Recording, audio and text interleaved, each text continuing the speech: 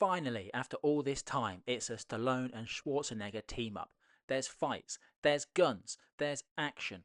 Well, there's some of that, but Escape Plan is more cerebral than most people would hope for. Arnie and Stallone can both do plot-driven stuff. I think of Demolition Man for Stallone and True Lies for Arnie. It's kind of a procedural with bursts of action.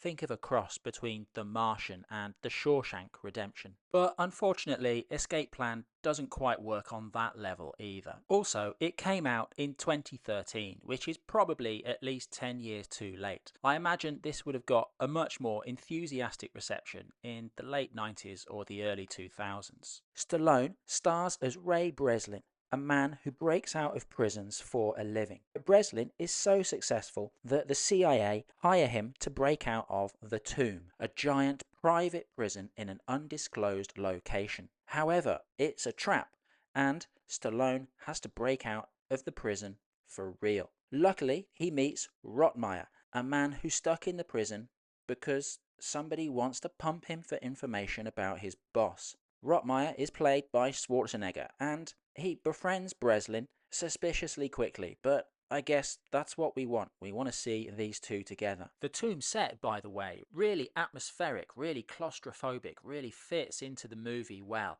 It's just another one of those positives that makes this film feel like a bit of a wasted opportunity. So the movie very much focuses on Stallone and Schwarzenegger. Everyone else is very much playing second fiddle.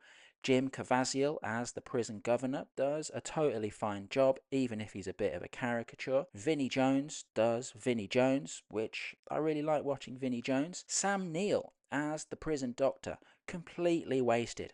Why would you have an actor like Sam Neill and then give him barely any plot? 50 Cent stars as the tech guy. I guess this is how he made it into the Expendables franchise. Vincent D'Onofrio from Full Metal Jacket, from the Marvel TV shows as Kingpin, is Stallone's business partner and is also completely wasted. There are lots of weird narrative decisions in this movie. Vincent D'Onofrio is playing Stallone's business partner, and he's apparently the one who wants Ray Breslin to go to prison. Why would you want your business partner to go to prison? Ray Breslin is the subject expert of the business. He's the man who makes things happen. Why would you want to get rid of that man?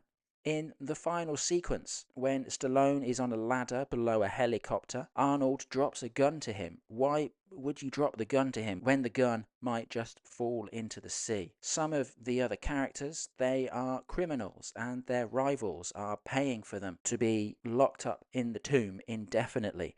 Why, if you're a criminal, would you pay for your rivals to be locked up in a prison when there are just more permanent ways to get rid of them? The script feels really half-baked. Things just haven't been thought through, which is a shame because there are flashes of really good things. Arnie, when he's stuck in the sweatbox speaking German. I don't think I've ever seen Arnie speak German in any other film. He does a really good job. He really kind of grabs the screen and you look at him, and I guess you always look at Arnie when he's on the screen, but you really look at him in a different way when he's doing the German thing.